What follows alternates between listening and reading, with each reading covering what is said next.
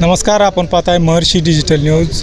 कोल्हापूर सांगलीनंतर माळशिरस तालुक्यातही शक्तिपीठ मार्गाला विरोध होताना दिसतोय. निमगावनंतर आज वेळापूर येथे शक्तिपीठ महामार्ग विरोधी गटाची आज बैठक संपन्न झाली. काय बैठकीत चर्चा झाली आपण शेतकऱ्यांकडून जाणून घेण्याचा प्रयत्न करू. बाबा, काय बैठकीचं आयोजन होतं, काय चर्चा झाली? हा शक्तिपीठ महामार्ग हा शेतकऱ्यांच्या तोट्याचा आहे अशी सर्वसाधारण आम शेतकऱ्याची धारणा झालेली आहे. आणि केकेदादांनी सांगितलं, त्यांनी थोडाफार तर अभ्यास केलेला आहे की कशा पद्धतीने हा तोट्याचा आहे. समजा एखाद्या शेतकऱ्याची 4 एकर जमीन असली आणि त्यातली 2 एकर गेली आणि 2 एकरातला 1 एकर इकडं राहिला आणि 1 एकर इकडं राहिला, तर ती 4 एकर जमीन बाधित होती. त्याला मिळणार मोबदला 2 एकराचा आणि जमीन जाणार 4 एकर. आणि त्यांनी सांगितलं त्याप्रमाणे ती मोबदला पण त्या शेतकऱ्याच्या हिताचा नाही. म्हणजे जवळजवळ 25-25, 30-30 वर्ष राबून शेतकऱ्यांनी आपली रानं नीट केली. ती आत्ताशी कुठेतरी शेतकरी स्वयंभू झाला आहे. आणि अशा परिस्थितीमध्ये जर शेतकऱ्यावर एवढा मोठा अन्याय होत असला तर ते शेतकरी सहन करून घेणार नाही.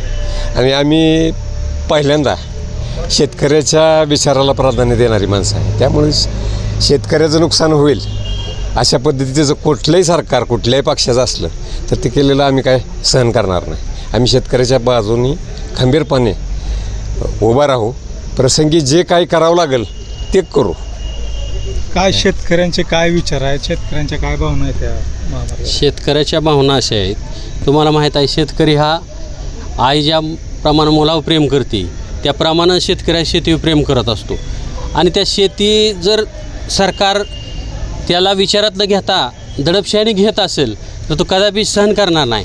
आणि त्या पद्धतीने शेतकऱ्यांचा ह्या शक्तिपीठ महामार्गाला तो शेतकऱ्याच्या हिताचा नाही, देशोधडीला लावणार आहे शेतकऱ्याला. त्याच्यामुळं तीव्र प्रकारचा अतिशय तीव्र विरोध हा शेतकरी करणार आहे. त्याच्यासाठी तो जीवाची बाजी लावायला मागं पुढं पाहणार नाही. आणि त्याच्यासाठी म्हणून प्रत्येक गावात शेतकरी हे प्रत्येक गावातून एक मीटिंग घेऊन विरोध दर्शवत आहे. आणि त्याच्यासाठी म्हणून सर्व शेतकरी असतील, नेते मंडळी असतील, कार्यकर्ते असतील, शेतकरी संघटनेचे काय कार्यकर्ते आहेत ते सर्वजण मिळून आम्ही त्या शेतकऱ्याबरोबर जीवाला जीव देऊन खांद्याला खांदा लावून लढायचा हा निर्धार या ठिकाणी केलेला आहे. आणि शेतकरी हा तीव्र प्रकारचा विरोध करत आहे. शेतकऱ्यांपर्यंत किती शेतकऱ्यापर्यंत पोहोचला, किती गावात आतापर्यंत जनजागृती झाली?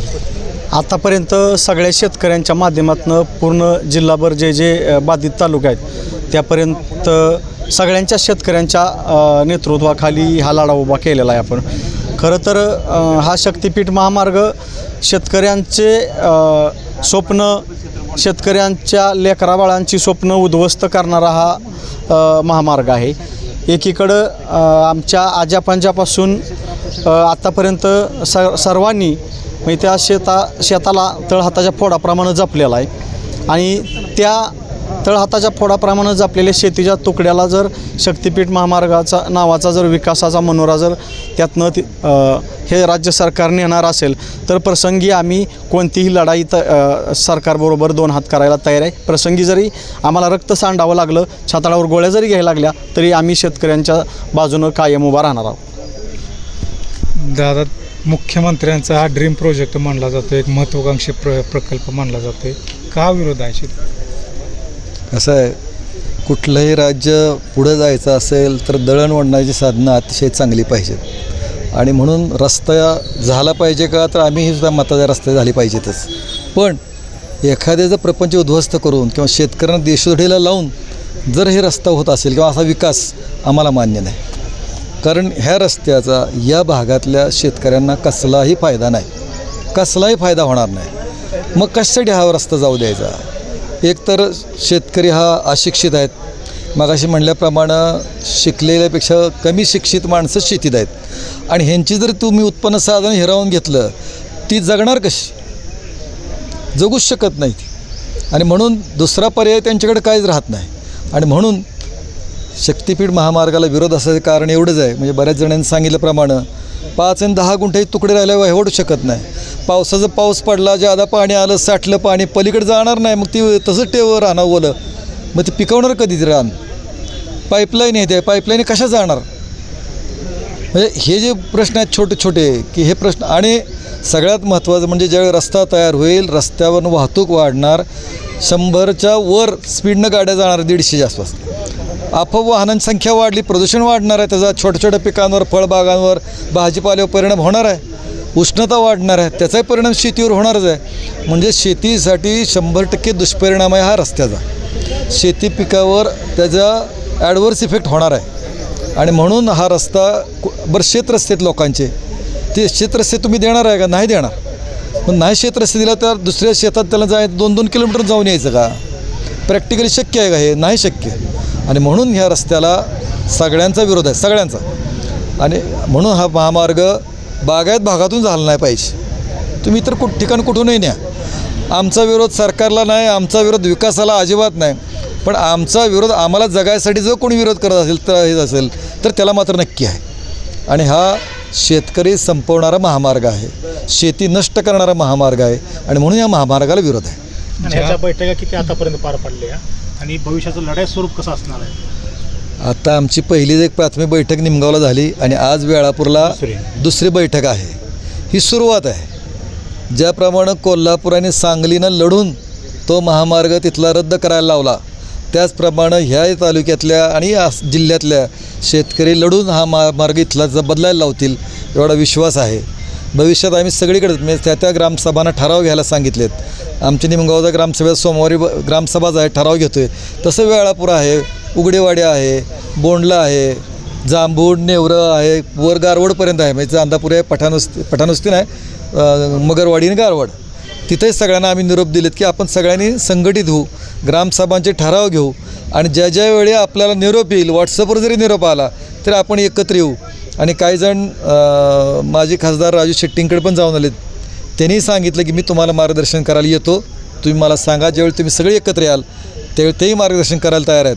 आणि ज्यावेळी राजू शेट्टींचं मार्गदर्शन असेल त्यावेळी ह्या लढ्याला नक्की यश येईल.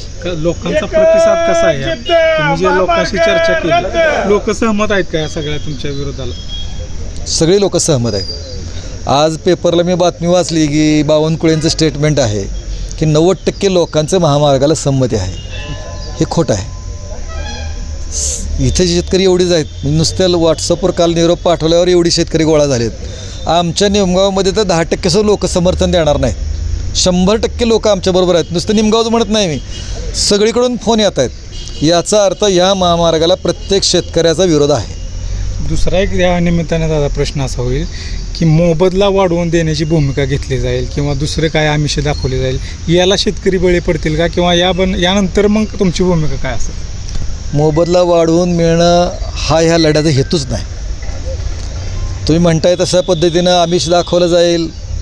काही जणांना अजूनही जे आले नाहीत त्यांनाही वाटतं की पालखी मार्गाला मिळालं तसं 1.5 कोटी रुपये एकर मिळतो आहे का काय.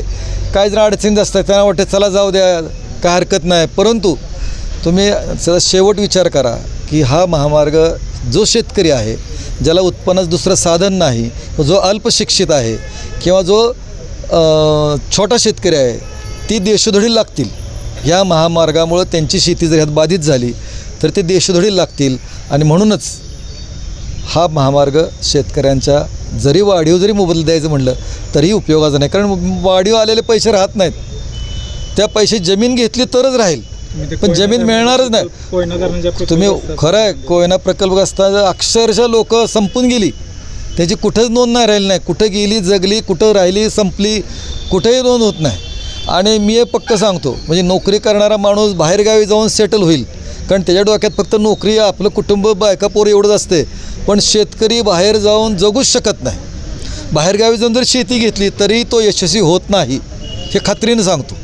म्हणजे आमच्या निमगावची आम्हाला उदाहरणं माहिती आहेत. जे गेली बाहेर ते संपून गेली.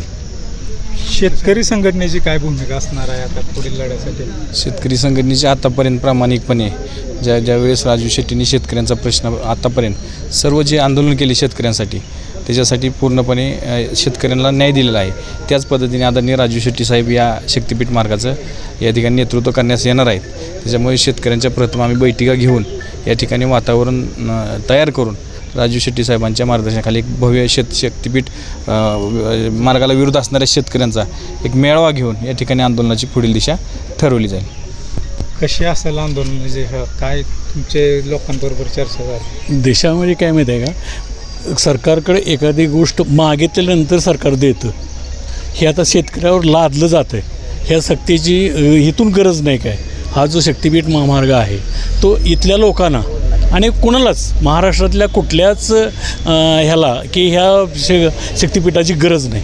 गरज नसताना काही लोकांच्या हिताकरता म्हणजे आता जी लोकं आहेत ना हे काय मंडळी की झाडं लावा तुमच्या जमिनीत म्हणजे तुम्हाला पैसे जादा घेत होते म्हणजे हे यांची एजंटगिरी चालू आहे.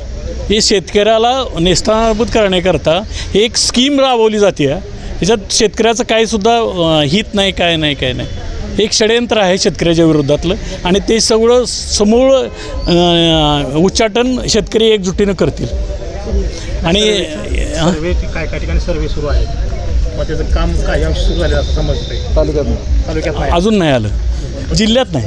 बार्शीत काय झालं होतं मागे एकदा ते थांबलंय, बंद थांबलंय,